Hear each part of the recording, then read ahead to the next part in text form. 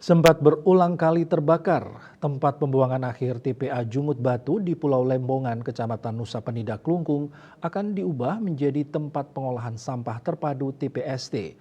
Pemkab Klungkung pun telah menyiapkan anggaran 6 miliar 335 juta 480 ribu rupiah untuk 2024 ini untuk membangun TPST dan menyediakan sarana dan prasarana penunjangnya.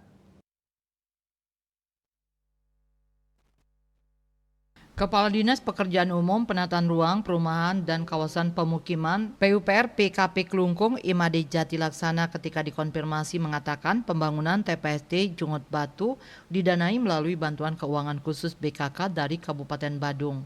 Sesuai rencana, proses pembangunan di atas lahan seluas 22 aro tersebut akan direalisasikan tahun ini. Selain itu, Jati Laksana menyampaikan pembangunan TPST menjadi salah satu prioritas Pemkab Klungkung, mengingat saat ini tidak boleh lagi ada TPA.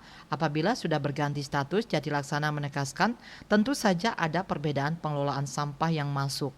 Jika sebelumnya berstatus TPA, maka sampah yang masuk akan dibiarkan menumpuk tanpa upaya pengolahan. Kalau di TPST ada proses pengolahan di sana.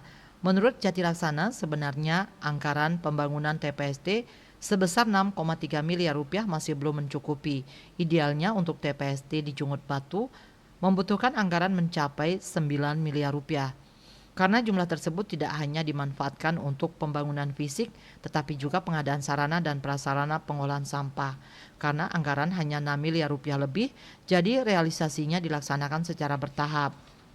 Sebelumnya pada Rabu 17 April 2024, penjabat Bupati Klungkung Inyoman Cendrike telah memimpin rapat perencanaan pembangunan TPST Jungut Batu. Pembangunan TPST ini rencananya dibangun di atas lahan seluas kurang lebih 22 are. Proses pekerjaan akan dilaksanakan pada tahun ini, namun saat ini masih dalam tahap perencanaan. Denpos melaporkan.